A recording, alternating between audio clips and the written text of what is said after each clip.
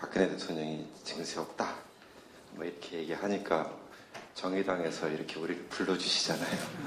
다 불러주셔서 참 이런 자리를 이렇게 만들게 해준 박근혜 대통령이 감사해야 될 거고, 두 번째는 또 우리 그 정의당이 이제 좀 우리 당이 어떤 당이다라는 걸 보여줄 수 있는 또 기회를 박근혜 대통령이 준 것 같아요.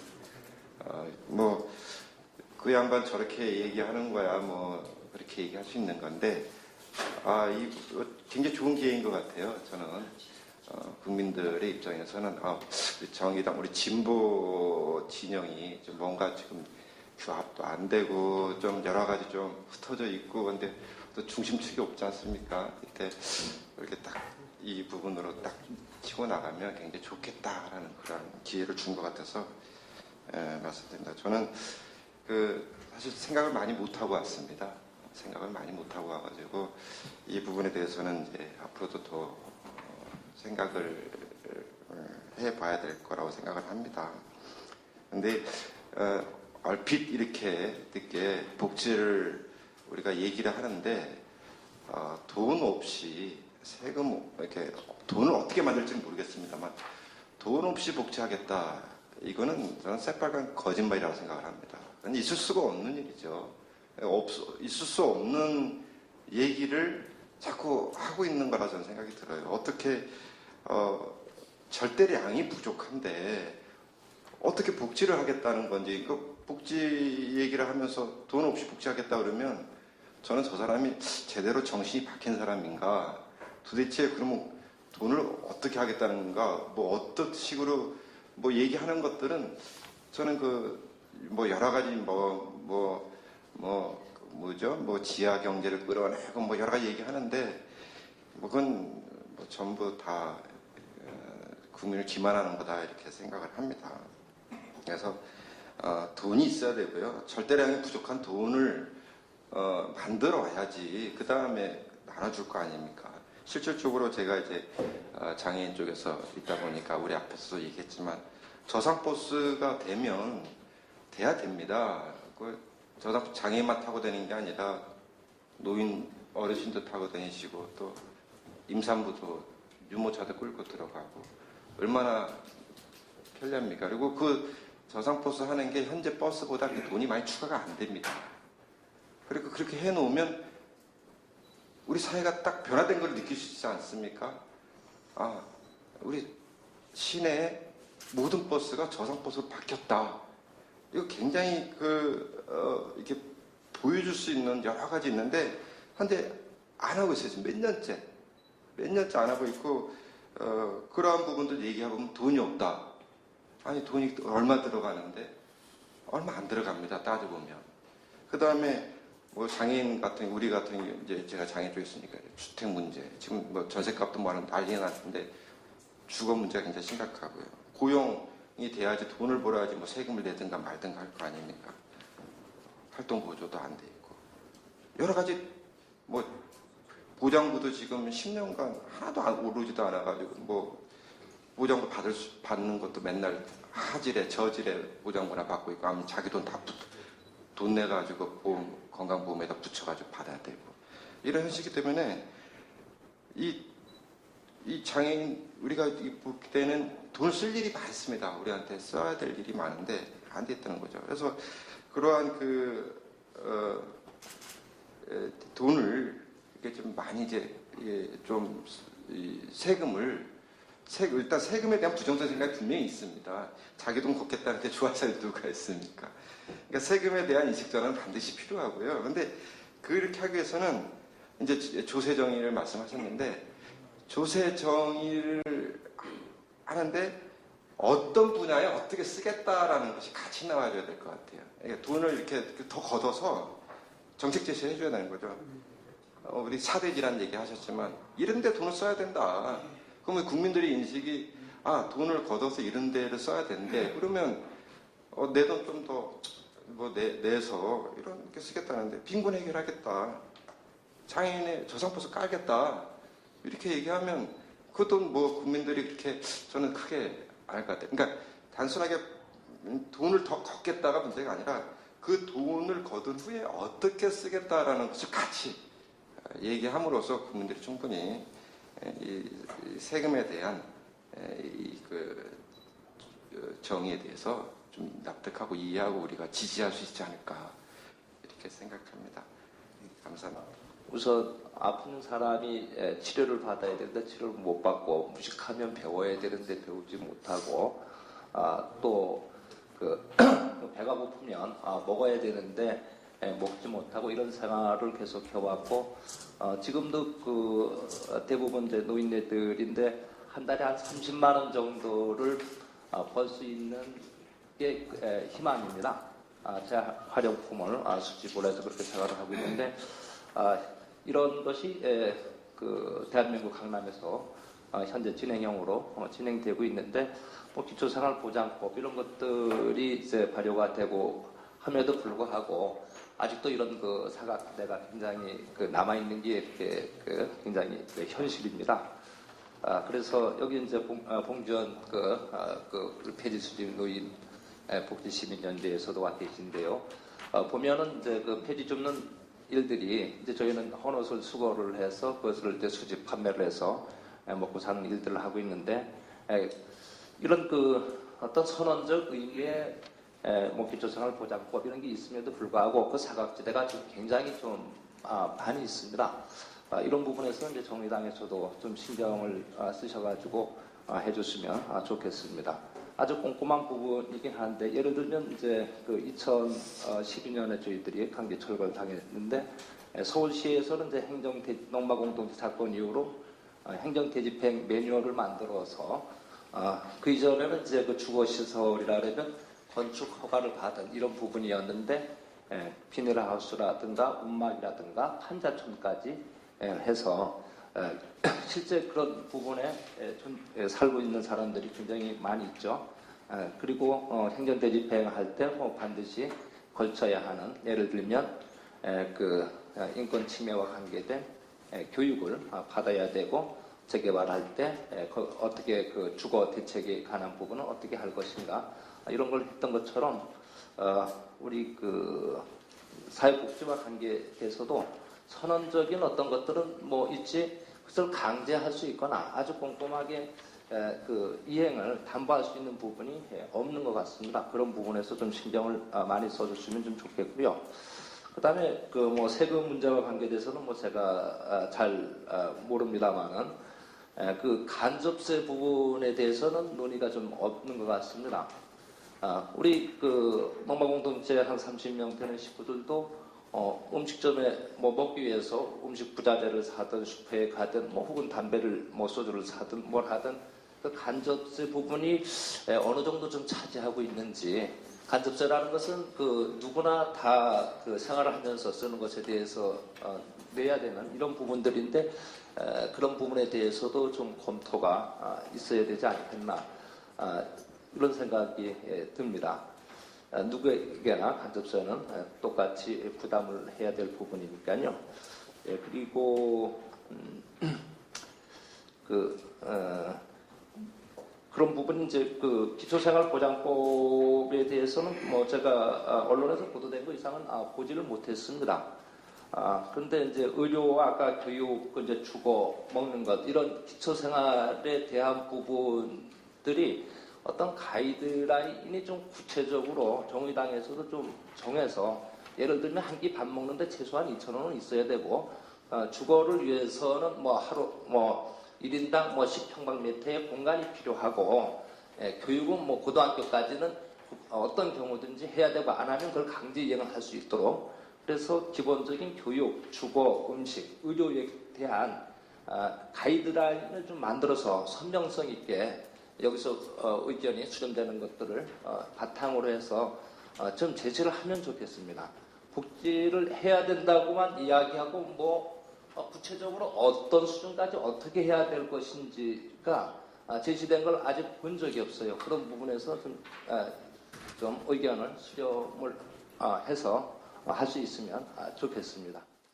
주민들 대개가 기초수급자, 장애인 그리고 일용직으로 이렇게 해서 구성돼 살고 있습니다. 저도 거기 하나 일원으로서 13년 동안 살고 있는데요. 제가 5년 전에 이 조합을 만들면서 주민들에게 과연 무엇이 필요한가를 생각을 해봤어요. 기초수급 받아도 아무 이유 없이 그거 한 달에 소비되고 병원도 못 가고 이런 것도 참으로 안타까웠습니다. 그 현실에 지금도 벗어나지 못하고 있는 것 같아요. 저희 조합에서 추구하는 게 의료와 주거입니다. 근데 현재 상태에서 보면은 병원에 지금 한 30명 정도 와서 누워있는데 돈이 없어서 퇴원을 못하는 분들이 상당히 많습니다. 이 사람들이 수급을 받아서 과연 병원비 낼 수 있을까요? 예전에는 그나마 그래도 좀 다행이었는데 지금은 비급여 부분이 너무 많아져갖고 개인적으로 그걸 다 내고 나와야 돼요. 그러다 보니까 이 사람들이 병원에서 묶여서 나오지도 못하고 도망 나오고 그러다 보면 다음에 다시 병원에 못 가는 실정에 놓였다는 게 참으로 안타깝게 생각해요. 이러한 것은 현재 복지 정책에 있어서 많은 좀 수급자들한테 또 의료복지에 대해서는 조금 더 많은 것을 줘야 되지 않나 이렇게 생각이 들어요. 그리고 두 번째가 주거입니다.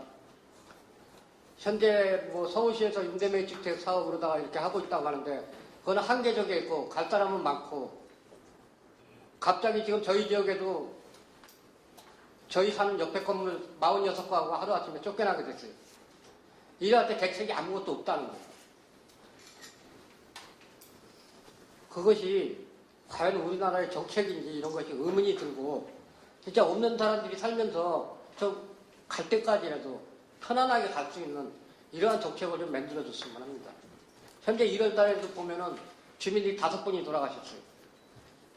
그 중에는 병원에서 돌아가신 분도 있고 돈이 없고 이래서 집에서 3, 4일 만에 발견되고 이러한 부분들이 지금 비일비재하게 일어나고 있는 것에 대해서 참으로 안타깝게 생각하고 여러분들이 모인 자리에서 이러한 것에 대해서 많은 논의를 좀 해서 없이 사는 쪽방촌의 주민들도 좀 편안하게 살 수 있는 정책을 좀 마련해 주셨으면 합니다. 네, 이상.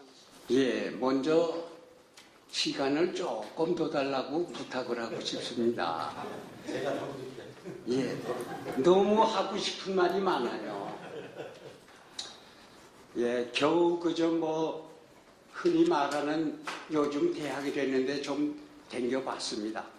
그러나 그런 분들은 가방끈도 길테인데 왜 그렇게 머릿속에 들어간 게 없는지 모르겠어요.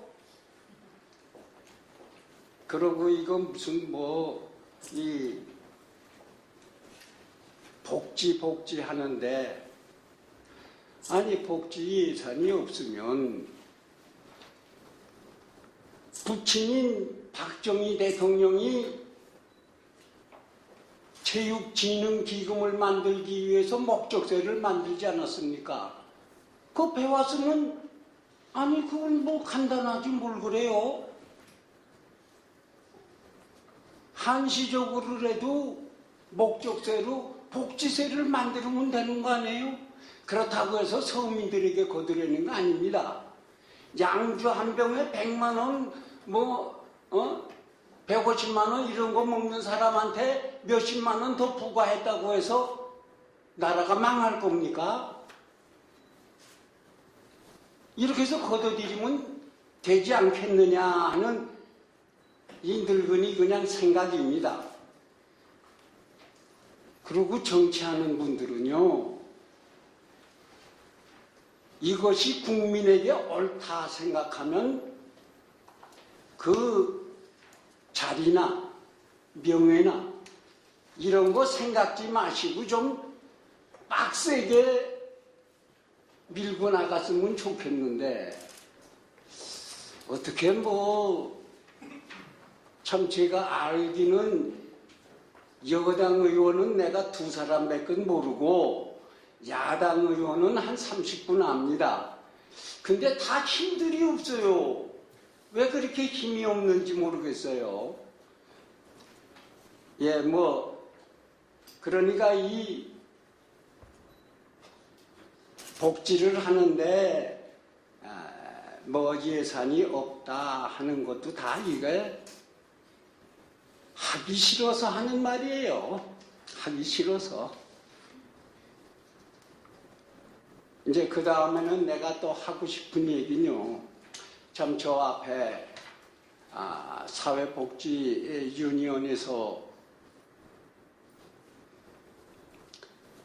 나오셨는데 이 복지사분들 여러분 저 복지사분들이 그냥 월급 다 먹는 줄 알지요? 저는 사실 저런 복지사분들이 저희 은평에선 그래요. 뭐 빵집이다, 떡집이다, 뭐 삼계탕집이다 이런 데 다니면서 좋은 말로 후원이죠. 그저 보통 말로 하려면 구걸을 합니다.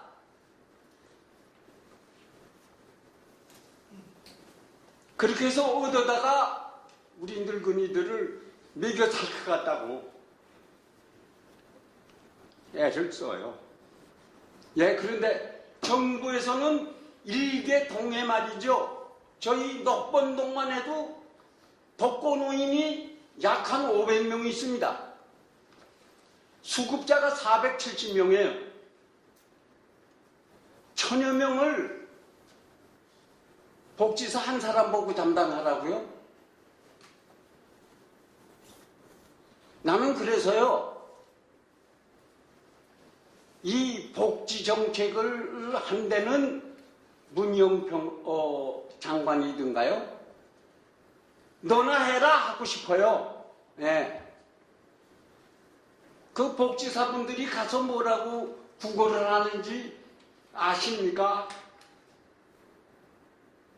예를 들어서 떡집은 떡집 사장님 만나자고 해서 만나서요. 땅 무릎을 꿇으면서 보태주십시오 합니다. 이게 사명감만 가지고 이렇게 하겠어요? 봉급이 몇 푼 됩니까? 이런 거 좀 정치하시는 분들이 좀 잘 좀 참작해서 해주셨으면 바람입니다. 복지가 과연 그 의지 문제냐 정책의 문제냐 할 때 동시에 두 가지 다 문제인 것 같아요. 근데 기본은 먼저 저는 그 최초에 달나라에 간 사람이 누구냐라고 했을 때 저는 만화가의 꿈이라고 생각했어요. 그러니까 먼저 생각이 먼저이지 않겠냐. 그러니까 의지가 정책적인 의지가 먼저 필요하다라고 보고 거기에 걸맞는 올바른 정책은 수립이 돼야 된다라고 보고요. 과연 우리가 그런 정책적인 의지를 대다수 국민들이 정부나 정치권들이 그런 의지를 갖고 있느냐 그런 데에 대해서는 상당히 의구심을 갖고 있습니다. 그리고 지금 그 10대 그룹 그 사내 유보금 규모가 2013년 3분기 말로 해가지고 한 537조 원 정도 됩니다. 근데 저희 전국의 175만 폐지 수집 요인들의 그 소득 수준은 일일 한 10시간, 일일 10시간 일을 하시고 월 뭐 하루도 빠지지 않고 30일을 일을 했을 때 연금을 이제 정부에서 받는 연금을 포함해서 폐지 수집 한 10에서 15만 원 정도 이렇게 소득까지 합하면 한 40만 원 정도가 되는 것 같아요. 40만 원 정도 가지고 지하 단칸방에서 한 뭐 20에서 25만 원 내고 식사하셔야 되고 아프면 병원 가셔야 되는 그런 상황인데 못 가시는 거죠. 아파도 병원에 갈 그런 그 생각이 들지 않아요. 그냥 아픈 몸을 이끄시고 또 길거리로 나서는 거죠. 단돈 500원, 1000원을 이제 그게 생계에 미치는 그 500원, 1000원이 그분들한테는 어마어마한 사실은 이제 돈이기 때문에 그런 분들한테 사실은 우리가 이제 복지 문제를 가지고 이야기하는 것들조차도 이제 죄송스러운 것들인데 이래야 되지 않느냐. 복지는 섬세해야 된다라고 봅니다. 거대한 어떤 담론도 굉장히 중요하고 방향성도 중요하지만 현재 사회 각 부문에서 이루어지고 있는 그런 복지 사각에 대한 그런 섬세한 어떤 그런 챙김이 정부나 여당이 없는 상태에서 담론에 대한 의미는 아마 그분들이 받아들일 수 있겠느냐라고 생각하면 상당히 좀 의문이 되고요. 아마 조세 정책의 기본은 저는 이렇게 생각합니다. 차별이 공정함이라고 생각합니다. 뭐 소득 수준이 다 다른데 동일하게 어떤 것을 조세에 대한 부분을 부담을 해야 된다라고 하는 것들은 그거는 공정하지 않은 거죠. 오히려 차별이 공정함이라고 그런 인식을 정부나 우리 정치권에서 가져줘야 된다. 그렇게 생각을 하고요. 그런 것들이 아까 우리 전제대에서 말씀하신 분들의 조세의 어떤 공정성이나 조세 정의에 합치가 되는 게 아닌가라고 저는 생각을 합니다. 그게 뭐 건강보험료 부과 체계도 그런 방향으로 만들어져야 된다라고 보고요. 그리고 저는 그 재벌 대기업들이나 그 부자들이 지금 감면 혜택을 보고 있는 것들이 굉장히 많습니다. 그런 부분들을 감면 혜택이 먼저 일단 축소가 돼야 된다고 봅니다. 그럼 그게 그 방향이 조세 정의나 어떤 공정함에 바람직하다라고 보고요. 그런 전제하에 대다수 국민들이 어떤 그 사회 약자들이 복지나 건강권들을 충분히 내가 사회적으로 받을 수 있다라고 하는 것들이 인식이 된다라고 하게 되면 저는 증세는 직접세로 어떤 사회복지세나 이런 것들은 도입이 돼야 된다라고 봅니다. 어떤 증세 없는 복지라고 하는 것들은 사실 그건 허구와 같은 이야기라고 보고요. 그래서 지금 가장 우리 사회에서 어려운 분들을 이야기할 때 뭐 복지부 자료를 봐도 그렇고 언론에서도 그렇고 정치권도 그렇고 복지단체에서도 폐지 수집 노인에 대한 이야기를 참 많이 합니다. 사례로서. 그래서 이런 부분에 대해서 정의당도 그런 주거의 어떤 약자이고 에너지 약자이고 의료 약자이고 어떻게 보면 새끼 식사도 못하는 그런 상황에서 길거리에서 하이에나처럼 폐지를 짓고 있는 그런 부분에 대한 섬세한 어떤 그런 복지나 안전, 그런 사회 안전망에 대한 것을 챙겨야 되시는 것들이 아닌가 그렇게 생각을 하고요. 그러한 각 부분에 대한 어떤 복지나 건강의 그런 부분을 만들어내려고 하면 직접세로 사회복지세가 도입이 필요하다라고 보고요. 뭐 이렇게 담배값 인상이라든지 이런 걸 가지고 서민에 대한 간접적인 어떤 그 꼼수 증세나 이런 방향들은 반드시 좀 지양이 돼야 되는 것들이 아닌가. 많으신 분들의 이야기를 들으면서 많이 배웠었던 것 같습니다. 그리고 지금 복지 이야기를 하는데 여성단체에서는 지금 저희와 옆에 계신 선생님이신 것 같은데 여성 임금 비율이 남성의 64%밖에 안 되는 현실에서 제가 아직 구체적으로 준비해온 자료는 없지만 이러한 복지 차원에서의 생각들도 좀 더 나눠줬으면 좋겠습니다. 그 복지 부분에서 제일 중요한 부분이 돌봄이라는 생각을 많이 하고 있습니다. 특히 그 돌봄이 여성에게 많이 가중되어 있는 게 현실이고 돌봄이 누구의 책임이 아닌 사회가 함께 책임져야 한다고 늘 생각하고 있습니다. 그래서 특히 뭐 어르신들, 장애인들, 영유아 부분에 대한 돌봄이 사회에서 책임지고 정부에서 함께 해결하려고 하는 노력이 있는가라는 의심이 많이 들고 있는 상황이고요. 특히 뭐 박근혜 정부 들어서 무상보육을 하면서 이번에 일어났던 어린이집 폭행 사건이 단지 무상보육으로 인해서 전업주부들이 어린이집에 맡기면서 인정되지 않은 뭐 보육교사들이 채용이 많이 됐기 때문에 이런 일이 벌어졌다고 그래서 단지 뭐 여성들에게 책임이 전가되는 듯한 발언을 하는 것을 보면서 과연 정부에서 이 돌봄이라는 것을 누구의 책임으로 생각하고 있는가 이런 의문이 많이 들었습니다. 그래서 저희 여성 쪽에서는 그게 여성의 책임이 아닌 복지의 하나로 제일 중요하다고 생각하고 사회에서 정부에서 함께 책임지려고 하는 노력이 있어야 된다라는 생각이 들고요. 그게 부자 증세의 저는 한 면이 아닐까라는 생각이 듭니다. 그래서 오늘 제일 많이 들었던 게 그 조세정이라는 단어인 것 같아요. 그래서 그 말이 뭐 그 대기업과 부자들에게 세금을 더 많이 내고 노동자들에게 그 세금이 돌아가게 하고 그다음에 서민들에게 그 세금이 다시 돌아가게 하는 게 우리가 얘기하는 복지의 일부분이 아닌가라는 생각이 많이 들고요.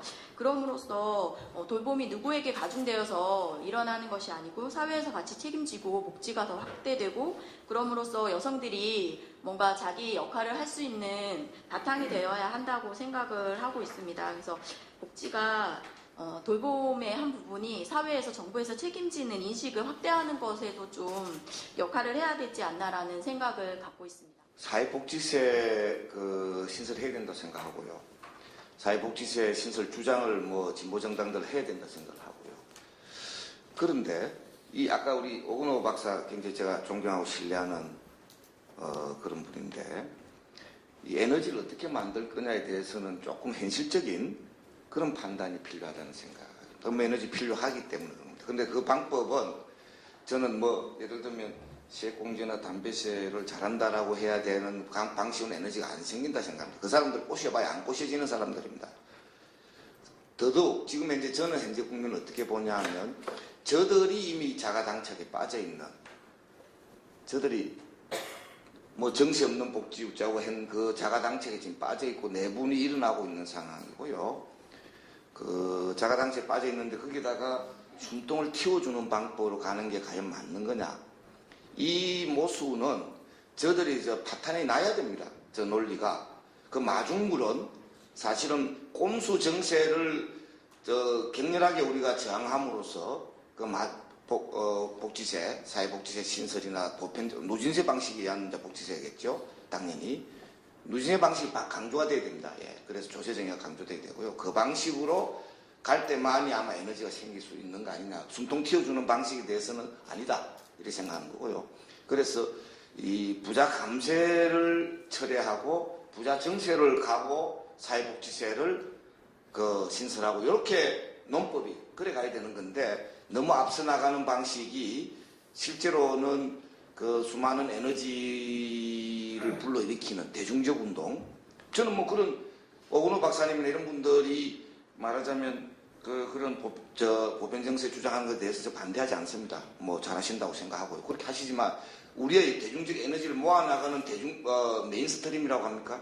큰 물줄기는 부자 감세 철회, 부자 정세, 그리고 복지세, 꼼수 정세 반대 이렇게 가야 되는 겁니다. 예, 그렇게 생각합니다.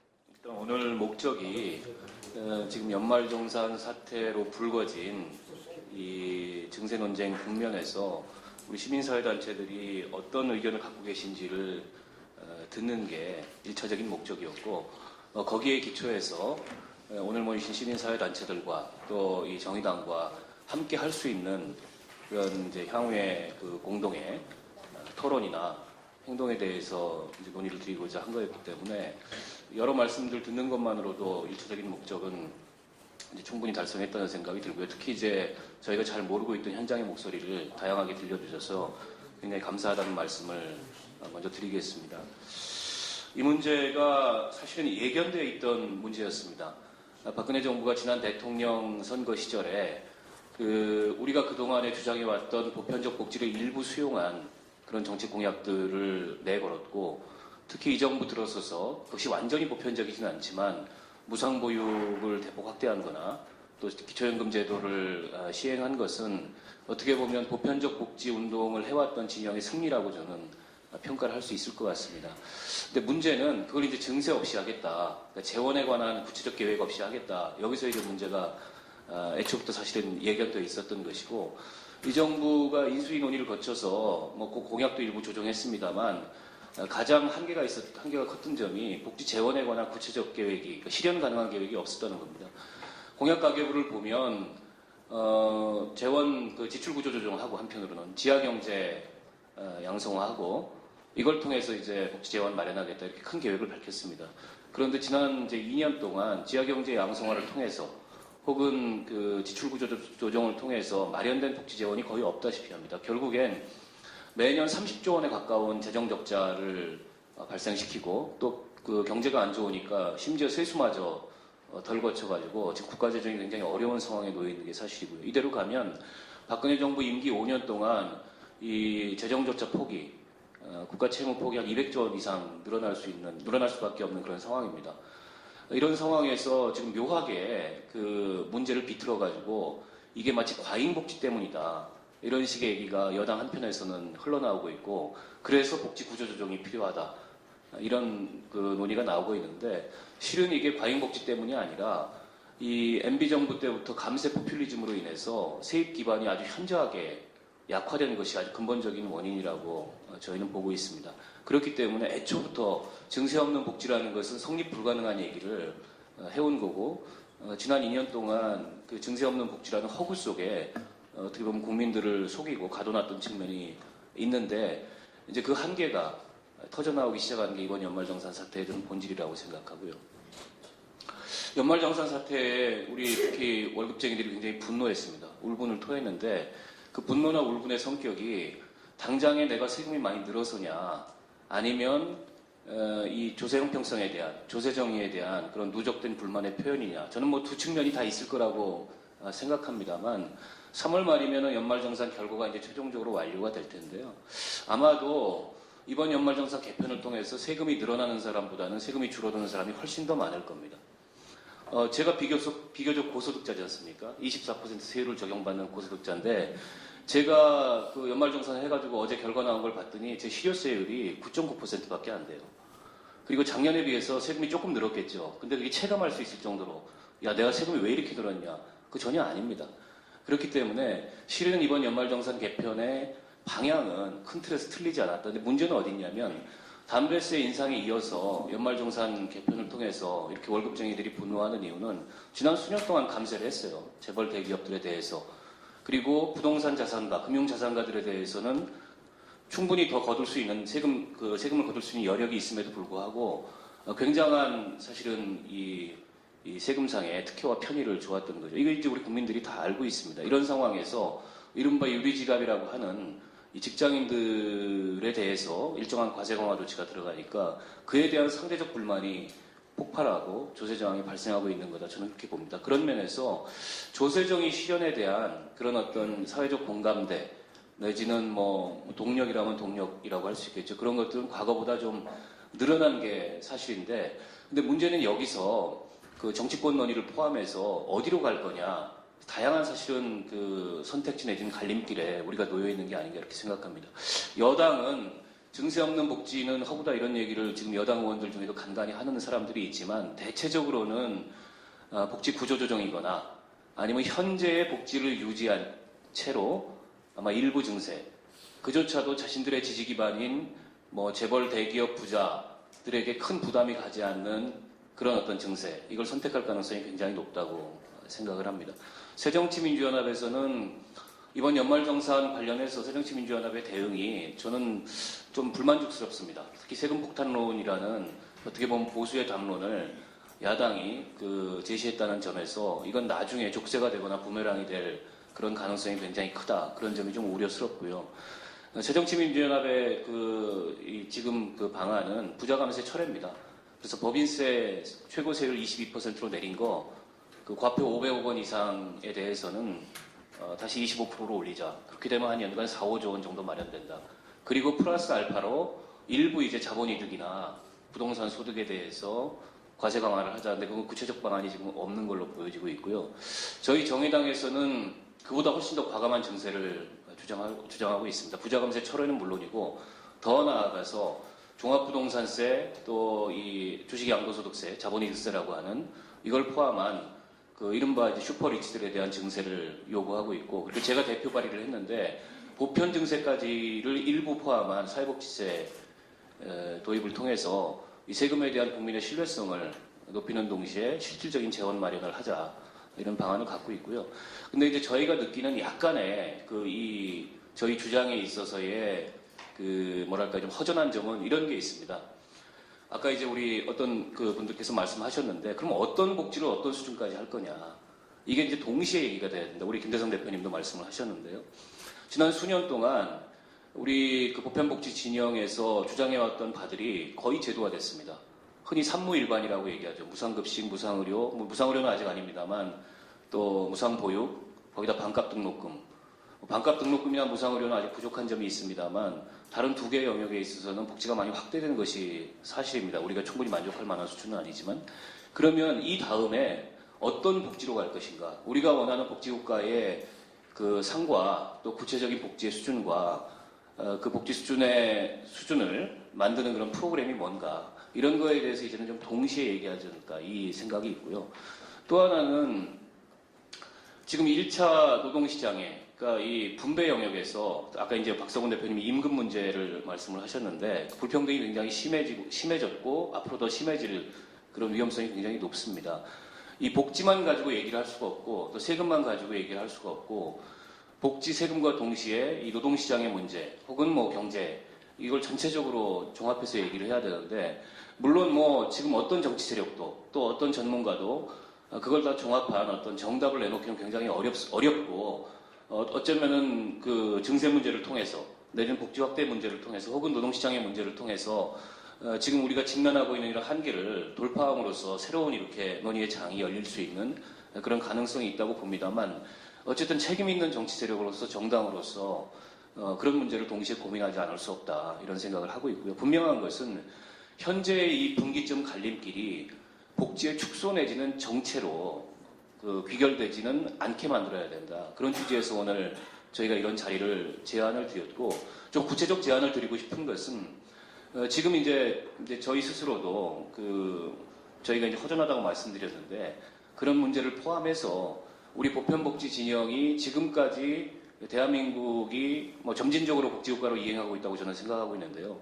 어느 정도까지 왔고 앞으로 어느 정도 갈 거고 그걸 위해서 어느 정도의 재원이 필요하고 그 재원 마련에 공정한 이 사회적 분담 방안은 뭔가 이런 거에 대해서 좀 대토론회를 한번 했으면 좋겠다. 그걸 뭐 하루 날을 잡아서 해도 좋고 저는 뭐 몇 차례에 걸쳐서 일종의 우리 내에 보편복지 진영 내외의 사회적 합의를 만들어내기 위한 저쪽 뭐 여당까지를 포함한 내지는 보수나 혹은 재벌 대기업 자본까지를 포함한 사회적 합의는 아니더라도 우리 내에도 사실은 지금 토론하는 과정에도 일정한 차이들이 좀 있거든요.